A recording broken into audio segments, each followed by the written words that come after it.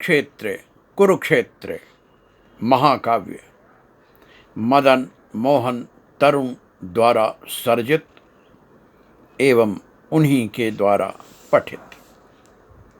स्वर्ग नरक भाग 70। धर्म प्राण युधिष्ठिर। आभाषित हुई एक दिव्य वाणी।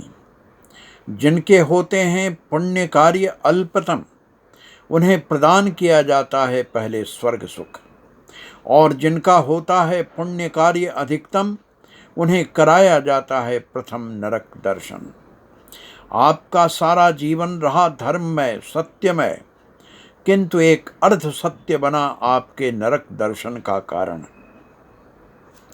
आपका ही उच्चरित अर्ध सत्य बना था द्रोणाचार्य की मृत्यु का निमित्त। कहा था आपने, जानते हुए भी सब कुछ, संबोधित करते हुए द्रोणाचार्य को युद्ध भूमि में, अश्वत्थामा हतौ नरौ व कुंजरौ। अश्वत्थामा मारा गया, मनुष्य या हाथी। कहा आपने उच्च स्वर में, मारा गया अश्वत्थामा, और धीरे से कहा हाथी।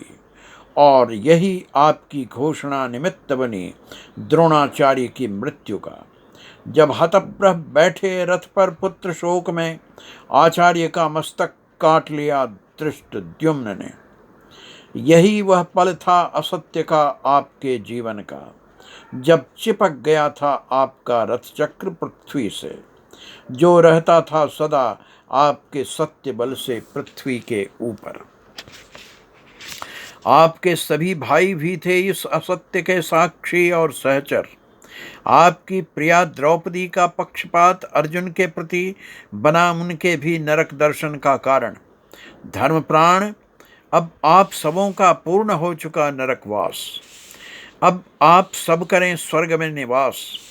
दुर्योधन पूर्ण कर चुके अपना स्वर्ग सुख, अब नहीं रहा स्वर्ग में उनका स्थान। अब वे भोगेंगे अपने समस्त कर्मों का फल नियमानुसार। धर्म प्राण युधिष्ठिर, महाभारत का महासंग्राम पूर्व नियोजित था विधि के अनुसार। अधर्म और अनाचार से ग्रस्त धरित्री का होना था पुनरुद्धार, क्योंकि सृजन और विनाश है सृष्टि का संकल्पित नियम। बिना पतझड़ के नहीं आता वसंत, बिना सूखे पूर्ववर्ती फूलों के नहीं खिलते नए और ताजे सुगंधि भरे पुष्प। पूरक है विनाश और सृजन एक दूसरे के, पूरक हैं विनाश और सृजन एक दूसरे के। मृत्यु में भी प्रसुप्त रहती है नई काया, नवजीवन।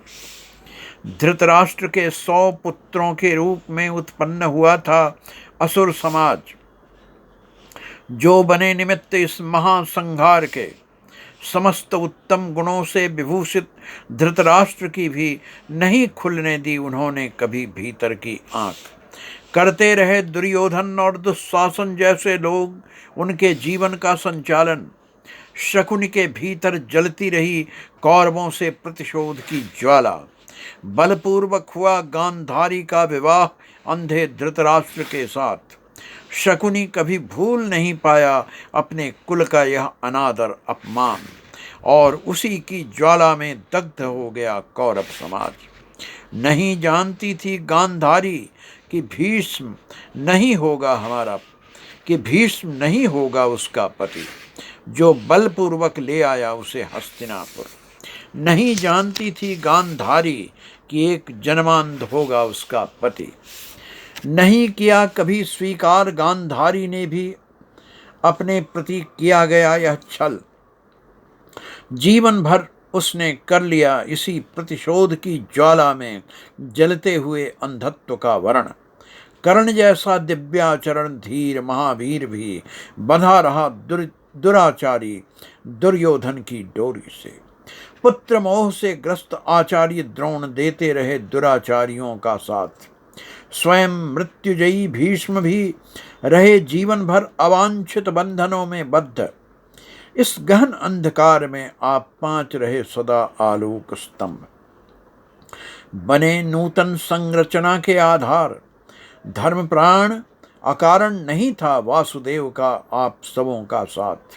उन्हें करना था फिर से धरित्री का उद्धार, उसमें नूतन रक्त संचार।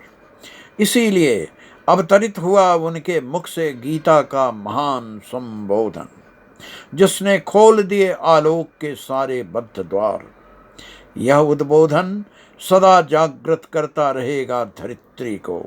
जो भी करेगा इसे ग्रहण, नहीं नष्ट होगा कभी उसकी दिव्यता का आधार। यही है मानव लोक को महाभारत का सर्वोपरि उपहार। यदा यदा हि धर्मस्य ग्लानिर्भवति भारत, अभ्युत्थानमधर्मस्य तदात्मानं सृजाम्यहम्।